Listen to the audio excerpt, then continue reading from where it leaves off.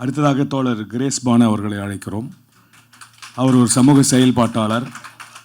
திருநங்கை பதிப்பகம் என்ற ஒரு பதிப்பகத்தை நடத்தி திருநங்கை எழுத்துக்களை, திருநர் எழுத்துக்களை தமிழுக்கு கொண்டு வரக்கூடிய மிக முக்கியமான ஒரு இலக்கிய செயல்பாட்டையும் அவர் செய்கிறார். அவரை பேச அழைக்கிறோம். சாதியை ஒழிக்கும் வழி டாக்டர் அம்பேத்கர் எழுதின இந்த புத்தகத்திற்கு, புத்தக வெளியீட்டுக்கு வந்திருக்கக்கூடிய அத்தனை தோழமைகளுக்கும் என்னுடைய ஜெய்பீம் கலந்த வணக்கத்தை தெரிவித்துக் கொள்கிறேன்.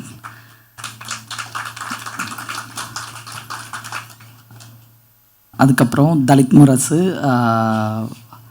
கிட்டத்தட்ட 4 நூற்றாண்டுகளுக்கு மேலாக நிறைய எழுத்து புரட்சி இந்த சமூகத்துக்கு ஏற்படுத்திகிட்டே இருக்கிறாங்க. அது அந்த புரட்சி வெறுமனையாக இதுலேயே நின்றாமல் அடுத்த கட்ட நகர்வு அப்படிங்கிறது தான் நான் இதை பார்க்குறேன். இந்த இணையதள இதழ் அப்படிங்கிறப்போ இன்னும் பரவலாக இன்றைக்கி இருக்கக்கூடிய இளைஞர்கள், குறிப்பாக இன்றைக்கி இருக்கக்கூடிய அத்தனை இளைஞர்களுமே இணையதளத்தில் நிறைய விஷயங்களை பகிர்ந்துட்டு வர்றாங்க. ஸோ அதன் அடிப்படையில் இந்த அப்கிரேடாக போனதுக்கு தலித் முரசு டீம், என்டையர் டீமுக்கு என்னுடைய வாழ்த்துக்களை தெரிவிச்சுக்கிறேன். இந்த பாபா சாஹிப் அம்பேத்கர் அவரோட ரைட்டிங்ஸை நாம் பேசுகிறதுக்கு நிறைய விஷயங்கள் இருக்குது. ஏன்னா அவருடைய பாதையை பின்பற்றுகின்ற ஒவ்வொரு மனிதர்களுக்கும் தெரியும் அது எவ்வளவு கரடுமுரடான பாதை. அதே நேரத்தில் நாம் எவ்வளோ ஒரு ஆழமான உண்மையை இந்த உலகத்திற்கு சொல்கிறோம் அப்படிங்கிறது. ஸோ அதில் எனக்கு ரொம்ப பிடிச்ச விஷயம், எப்போவுமே நாங்கள் திருநர் சமூகத்துக்காக, ஒரு விடுதலைக்காக நோக்கி ஒரு பயணத்தை மேற்கொள்ளும்போது எங்கள் முன்னாடி ஆண் பெண் சமூகம் இருக்கிறாங்க. அந்த சமூகத்துக்கு குறிப்பாக பெண் சமூகம் இருக்குது. பெண்களுக்கான விடுதலை எப்படி வந்தது, ஸோ பெண்களுக்கான இடஒதுக்கீடு, பெண்களுக்கான சொத்துரிமை, பெண்களுக்கான அனைத்து உரிமைகளும் எப்படி அவங்க வாங்கினாங்க, அதே போல் நாம் வாங்கணும். அதே மாதிரி நம்மளுடைய பாதையும் அந்த அந்த அந்த பயணத்தில் சேர்த்துக்கணும் அப்படிங்கிறது தான் நாங்கள் ஆரம்ப காலகட்டத்திலிருந்து அந்த விஷயங்களை கையில் எடுத்தோம்.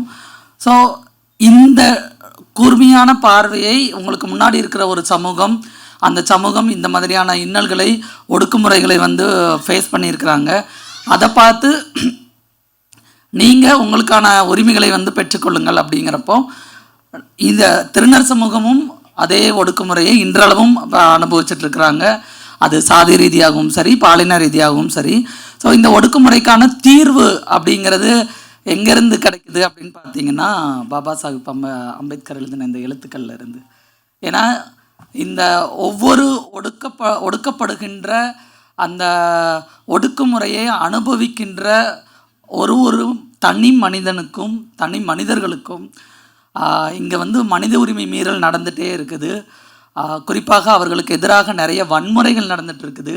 அந்த வன்முறைகள் சாதி ரீதியாகவும் பாலினம் ரீதியாகவும் இங்கே இந்த சமூகத்தில் தொடர்ந்து இருந்துகிட்டே இருக்குது. அதை ரொம்ப அழகாக, ஆணித்தரமாக பாபா சாஹிப் அம்பேத்கருடைய அந்த கான்ஸ்டிடியூஷன் இருக்கு இல்லையா, நான் எப்போவுமே சொல்லுவேன், நீங்கள் எதை வச்சு ஃபைட் பண்ணுறீங்க அப்படிங்கிறப்போ நான் பாபா சாஹிப் அம்பேத்கருடைய கான்ஸ்டிடியூஷனை ஹோல்ட் பண்ணியிருக்கிறேன், அதை வச்சு ஃபைட் பண்ணிகிட்டு இருக்கிறோம்.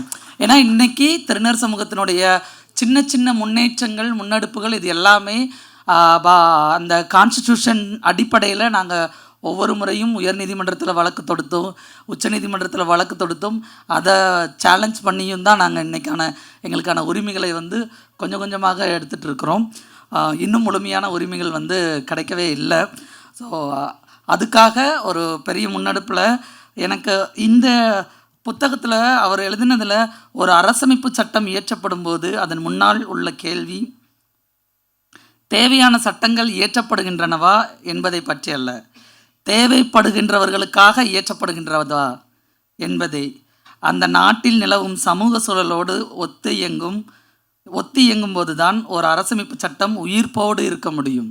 ஸோ இங்கே இந்த அரசமைப்பு சட்டம் இன்றைய காலகட்டத்தில் நாம் அதை உயிர்ப்போடு இருக்குதா அப்படின்னு சொல்லி பார்த்தோம் அப்படின்னா அதை திரும்ப திரும்ப பாபா சாஹிப் அம்பேத்கர் சொன்ன மாதிரி இங்கே இருக்கக்கூடிய பார்ப்பனிய, ஆணாதிக்கவாதிகள், சாதியவாதிகள் இவங்க எல்லாம் வந்து அரசியலமைப்பு சட்டத்திற்கு உயிர்ப்பை கொடுக்க கூடாது அப்படிங்கிறதுல ரொம்ப தெளிவாக இருக்கிறாங்க.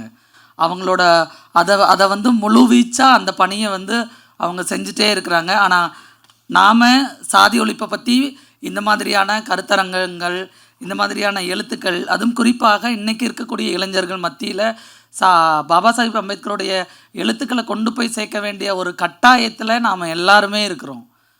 இது வந்து ஒரு ஃபோர்ஸ் பண்ணி ஒரு விஷயத்தை நீங்கள் பண்ணுங்க அப்படிங்கிற மாதிரி தான் இன்றைக்கி நாங்கள் இங்கே இருக்கக்கூடிய எழுத்துக்களும் சரி, நாங்கள் எங்களுடைய பதிப்பகத்துலேயுமே பாபா சாஹிப் அம்பேத்கருடைய எழுத்துக்களை எவ்வளோ ரொம்ப விரைவாக கொண்டு போக முடியும் மக்கள்கிட்ட, அதுவும் என்ன மாதிரிலாம் அவங்க எதிர்பார்க்குறாங்க அப்படிங்கிற மாதிரிலாம் நாங்கள் யோசிச்சு ஒவ்வொரு விஷயமும் பண்ணுற ஒரு சூழல் இருக்குது. ஸோ இங்கே பாபா சாஹிப் அம்பேத்கர் சொன்ன ஒரு முக்கியமான ஒரு விஷயம் என்ன அப்படின்னா, சுதந்திரம், சமத்துவம், சகோதரத்துவம் அப்படிங்கிறது. ஸோ இங்கே சுதந்திரத்திற்கும் சமத்துவத்திற்கும் நாம் இங்கே சமத்துவமான ஒரு மனநிலையோடு இருக்கிறோமா, இல்லை சமத்துவமான மனநிலையை ஒரு தனி மனிதனை நாம் நடத்துகிறோமா அப்படின்னா அது இல்லவே இல்லை.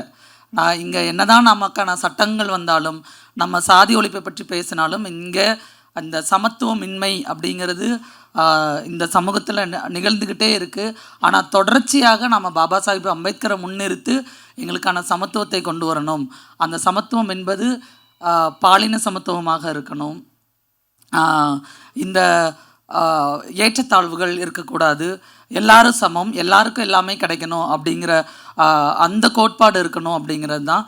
அண்டு சகோதரத்துவம் அப்படின்னு பார்க்கும்போது அகெயின் நான் சகோதரத்துவத்தை இந்த இடத்துல நான் வந்து ஒரு பேட்ரியார்கி வார்த்தையாக தான் பார்க்கக்கூடிய ஒரு சூழல் இருக்குது. அது ஏன் சகோதரத்துவமாக நாம் இங்கே தமிழில் அந்த வார்த்தை பயன்படுத்துவோம்? ஸோ நான் என்னுடைய எழுத்துக்களில் பயன்படுத்தும் பொழுது சகத்துவம் அப்படின்னு சொல்லி பயன்படுத்தியிருப்பேன். ஸோ சகத்துவம் அப்படிங்கிறப்போ சகம், இங்கே எல்லாருமே சமம். ஏன்னா அந்த வார்த்தையில் கூட நாம் அந்த டிஃப்ரென்ஷியேஷன் இருக்கக்கூடாது, அண்ட் அந்த ஜெண்டர் பாலின வேறுபாடுகள் இருக்கக்கூடாது அப்படிங்கிறத நாம் இங்கே தொடர்ச்சியாக வலியுறுத்திட்டே இருக்கிறோம். ஏன்னா அதுதான் சமத்துவம். ஸோ இங்கே இருக்கக்கூடிய அந்த சமத்துவத்தை நாம் எல்லாருக்கும் கொடுத்துருக்குறோமா அப்படின்னா நிச்சயமாக இல்லை. குறிப்பாக நம்ம தலித் சமூகத்தை சார்ந்த மக்கள் நாம் நிறைய விஷயங்களில் பாதிக்கப்பட்டாலும், நான் திருநர் சமூகத்திலிருந்து வந்திருக்கிறதுனால திருநர் சமூகம் இன்றளவும் பிச்சை எடுத்துக்கொண்டும் பாலியல் தொழில் செஞ்சுட்டும் ரோட்டில் இருக்கிறாங்க. ஏன் நாங்கள் மட்டும் இந்த வேலையை செய்யணும்? நான் ஏன் படிக்கக்கூடாது? நான் ஏன் வேலைக்கு போகக்கூடாது? நான் ஏன் எம்பி ஆகக்கூடாது? நான் ஏன் எம்எல்ஏ ஆகக்கூடாது? நான் ஏன் ஐஏஎஸ் ஆகக்கூடாது? நான் ஏன் ஐபிஎஸ் ஆகக்கூடாது? நான் ஏன் ஒவ்வொரு அரசு வேலைகள்லையும் அரசு அலுவலகங்களிலும் நான் ஏன் நுழையக்கூடாது? இங்கே இருக்கக்கூடிய சிக்கல், அந்த பிரச்சனை எனக்கு என் கூட நீ வந்து உட்காரலாமா? என் கூட வந்து நீ பேசலாமா? இல்லை எனக்கு நிகராக நீ வந்து போயும் ஒரு திருநங்கை அரசு அதிகாரி ஆகலாமா? இல்லை ஒரு திருநங்கைக்கு கீழே நாம் இருக்கலாமா? அப்படிங்கிற அந்த ஆணாதிக்க பாலாதிக்க ஒரு அந்த மனநிலை எல்லார் மனசுலையும் இருக்குது. ஸோ அந்த சமத்துவம் என்பது, பாலின சமத்துவம் என்பது பாபா சாஹிப் அம்பேத்கர் ரொம்ப ஆழமாக சொன்ன ஒரு விஷயம். ஸோ இந்த சமத்துவத்தை நாம் இன்னைக்கு நம்ம சொசைட்டியில் இம்ப்ளிமெண்ட் பண்ணியிருக்கிறோமா அப்படின்னு பார்க்கும்போது ஏதோ ஒரு மூலையில் யாரோ ஒருத்தங்களை ஒடுக்கிக்கிட்டே தான் இருக்கிறோம். நான் இது வந்து எப்பேற்பட்ட முன்னேறப்பட்ட ஒரு சமூகமாக இருந்தாலும் சரி, ஆண் சமூகம் பெண் சமூகத்தை ஒடுக்குது, ஆண் பெண் 2 பேரும் சேர்ந்து திருநர் சமூகத்தை ஒடுக்குறாங்க. ஸோ இவங்க இதுக்கு உள்ளே இருக்கக்கூடிய அந்த கட்டமைப்பு இருக்கு இல்லையா, சாதி ரீதியான கட்டமைப்பில் ஆண் சமூகமும் பாதிக்கப்படுகிறது, பெண் சமூகமும் பாதிக்கப்படுது, அதை விட அதிகமாக திருநர் சமூகமும் பாதிக்கப்படுது. ஸோ இங்கே வந்து திருநர் சமூகத்துக்குள்ளே சாதி இல்லை அப்படிங்கிற ஒரு பொய்யான மாயையும் ஒரு பொய்யான பிம்பமும், அதுவும் பார்ப்பனியம் பண்ண சூழ்ச்சி தான். ஸோ இங்கே திருநர் சமூகத்துக்குள்ளேயும் சாதியம் இருக்குது. சாதியம் இல்லாத இடம் எங்கேயுமே இல்லை, எல்லா இடத்துலையும் சாதியம் இருக்குது. ஸோ இந்த சாதியத்தை ஒழிப்பதற்கு பாபா சாஹிப் அம்பேத்கர் சொன்ன அந்த வழி நான் எதுவாக பார்க்குறேன் அப்படின்னா, அவரோட வரியிலிருந்தே சொல்லணும்னு நினைக்கிறேன். சாதி அமைப்பை பொறுத்தவரை எல்லோரும் அடிமைகள் தான். இந்த சாதி அமைப்பை பொறுத்த வரைக்கும் நாம் எல்லாருமே அடிமைங்க தான். நாம் நினச்சிட்டு இருக்கிறோம் நமக்கு கீழே 10 பேர் இருக்கிறான், நமக்கு கீழே 4-5 காஸ்ட் இருக்குது, நமக்கு கீழே எல்லோரும் இருக்கிறானோ. இல்லை, அவனை பொறுத்த வரைக்கும் நாம் எல்லாரும் ஒரே கேட்டகரி தான். ஸோ நாம் எல்லாருமே அடிமைகள் தான். ஸோ அந்த அந்த கண்ணோட்டத்தில் இருக்கக்கூடிய அந்த நாம் அதை உணர்ந்தாலே போதும். சக மனிதர்களை மனிதர்களாக பார்க்கக்கூடிய ஒரு மனநிலைக்கு நாம் வர வேண்டும் அப்படிங்கிறத ரொம்ப ஆழமாக பாபா சாஹிப் அம்பேத்கர் வந்து அவருடைய எழுத்துக்கள்லையோ சொல்லியிருக்கிறாரு. ஸோ அதை நாம் இன்றைக்கி அதை இம்ப்ளிமெண்ட் செய்ய வேண்டிய இடத்துல இருக்கிறோம். நாம் இன்றைக்கி எத்தனையோ தோழர்கள் நம்மளுடைய பாபா சாஹிப் அம்பேத்கரனுடைய கொள்கைகளையும் அவருடைய எழுத்துக்களையும் அவர் அனுபவித்த வழிகளையும் நம்ம கொண்டு போய் சேர்க்கணும் அப்படிங்கிற இடத்துல இருக்கும் பொழுது இன்றைக்கி இருக்கக்கூடிய இளைஞர்கள் அதுக்கு தயாராக இருக்கிறாங்களா அப்படின்னு பார்த்தீங்கன்னா அது ரொம்ப ரொம்ப கம்மி தான். இன்றைக்கி இருக்கக்கூடிய இளைஞர்கள் எல்லாம் நீங்கள் சொல்கிற இன்ஃபர்மேஷன் வந்து ஒரு நிமிஷத்தில் இன்ஸ்டா ரீல்ஸ் மாதிரி தான். ஒரு நிமிஷத்தில் இன்ஃபர்மேஷன் சொன்னால் அந்த ஒன்று இன்ஃபர்மேஷனை கேதர் பண்ணிப்போம். அதுக்கு மேலே போயிடுச்சுன்னா ஸ்வைப் பண்ணிவிட்டு போயிட்டே இருப்பாங்க. ஸோ நாம் அந்த டெக்னாலஜியும் அந்த பிளாட்ஃபார்மையும் விடக்கூடாதுங்கிறதுக்காக இணையதளத்தில் நாம் கால் பதிச்சிருக்கிறோம். ஸோ இன்னும் பல பரிணாமங்கள் வந்து வெற்றி அடையணும். பல பரிணாமங்களில் நாம் அம்பேத்கருடைய கொள்கைகளை, பாபா சாஹிப் அம்பேத்கருடைய கொள்கைகளையும் அவருடைய வரிகளையும் அவருடைய எழுத்துக்களையும் கொண்டு போய் சேர்ப்போம்.